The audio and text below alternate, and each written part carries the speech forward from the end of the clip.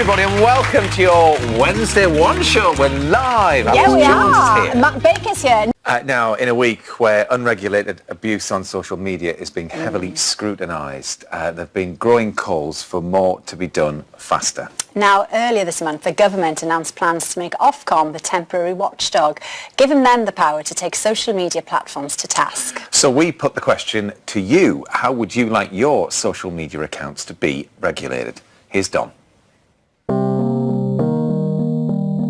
I want to find out how online trolls are affecting people and what we think we could do to eradicate them. What do you think of trolling? I think it's hideous, and I'd love it to be stopped. People should not be able to go on the internet and write things about people. That's not true. Now, I want you to be totally honest here. Have either of you ever put a message out there which might be slightly offensive?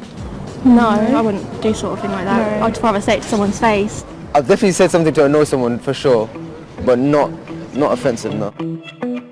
Have you ever put out any comment on social media to offend someone? Yes. Is it you, your name, your picture, or is it an alias, an avatar that you're using? No, always myself, yeah. I think if you're going to do something like that, don't hide behind anything, is my way of looking at it. Where should the line be drawn? I think when banter goes a bit too far. People who own the platforms, it's incumbent on them to ensure that these people who are registered with them not do these things. I think it's up to the government to set some strong rules and for them to be enforced. Why do you think people do it? I think it's got to be for people that are unhappy in their own lives, and they just, rather than sorting your own life out, they want to take it on other people. If people take the view that being anonymous they can get away with anything they like, then really they should think again and not do it. And there's no repercussions if they're anonymous, this is the thing, and I do think some people should be brought to task and told to think about what they're saying and what the implications are. If you get done for drink driving, you get banned and you get prosecuted. If you're caught for this, it should be the same thing. Well, we're joined by Seyi Akiwowo, founder of Glitch, which works to end online abuse, and author of best-selling book Reasons to Stay Alive, Matt Haig. Welcome both. Good to see you. Nice to be here. So you've been on the receiving end, and so you've been campaigning over the last 3 years, really, to try and find a way to end this. What punishments, then, are currently in place for people who are trolling others? Good question. So at the moment there is no regulation around social media. So the online harms white paper the government announced last week around Ofcom would be the first of its kind. What we do have is bits of legislation around the Communications Act, the Religious Relations Act, but what the problem is at the moment, it's piecemeals, and what we need is a consistent framework. And then also what we have is police teams not being able to have enough resource and training to enforce the current law.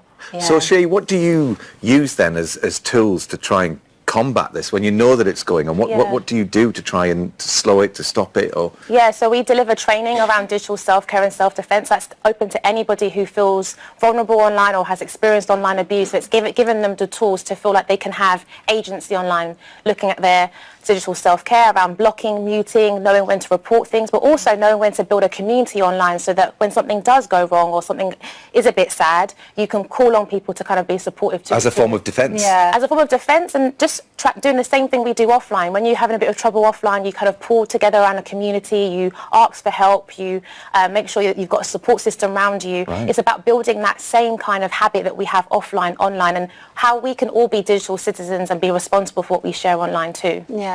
Now, understandably, there's been an awful lot of sadness online since the weekend and the tragic news that we heard.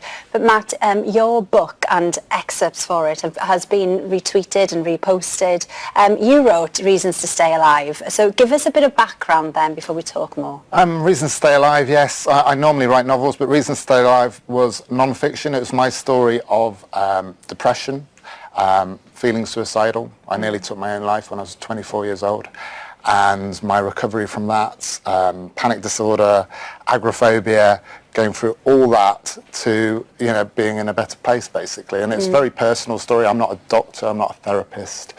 But it was me giving advice to my younger self at that point and people in that equivalent situation. Yeah. And that wasn't related to social media at that time, but you are very active on social media now. So did you feel a reluctance to join the online community, you know, if you felt that you may be sensitive in those ways? Yes, but I would say that one aspect of social media for mental health is that, you know, a lot of people, and me myself, I was learning how to articulate. I went 10 years without talking even to my family much about depression, and certainly not to my friends. You know, it was a massive step to sort of come out about it in book form at that point for me.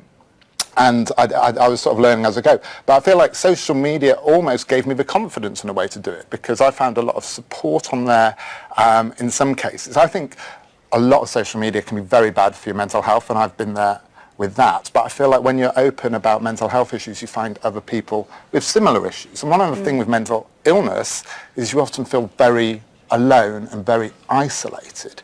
So for that sort of person who can then go online and think, oh, I'm not the only one in the universe who feels like this, it can be a great sort of therapeutic thing. Yeah, absolutely. I think your words have soothed an awful lot of people over the last few days, because, you know, we've been reading bits and pieces from the book. And then this wonderful thing has happened that you put on Instagram, didn't you, today? So just talk about that a little. Oh, yeah. Well, this didn't actually initially have anything to do with me. There was this reader called Emma. I don't know her surname. I should know her surname. But she basically offered to buy a stranger the book, because the book had helped her, so she wanted to pay it forward, as it were.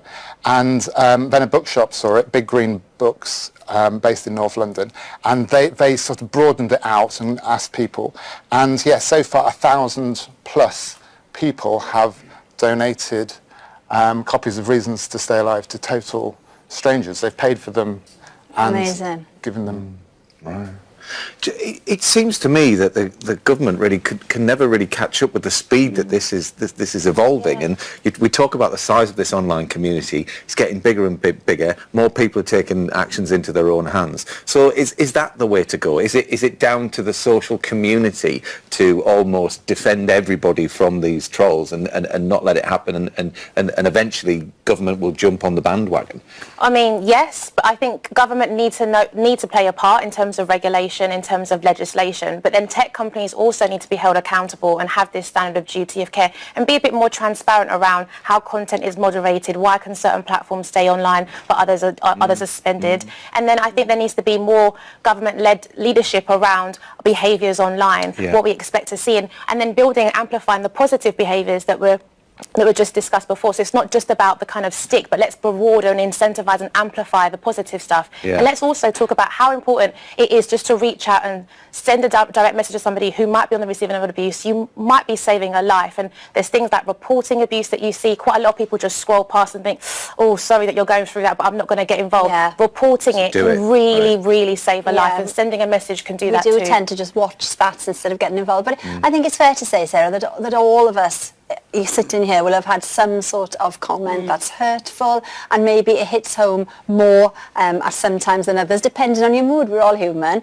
But you tend to answer back a little bit, don't you? A little bit, but I'll answer back sort of in the way of sort of like a slightly chiding aunt would. So I don't go all guns blazing. I'll be more like, gosh, that's a bit of a snidey thing to write about me. You know, you wouldn't like it if I like start watching you do a bit of plumbing and then go, I don't like what you did with that U-bend, because that's essentially what they do in having a go at me. And when you do push back a little bit, people are then mortified that you've read it and seen it. And I think they'll just send something off and not think there's actually a human being on the other end who you've just kind of, I'll be sat there having a bit of tea or whatever and think, oh, you've kind of ruined my day a bit with that. It's kind of cruel. And they're surprised that people read it and see it and are hurt by it and have sort of human feelings. Well, Seyi, Matt, thank you both very much indeed for joining us today.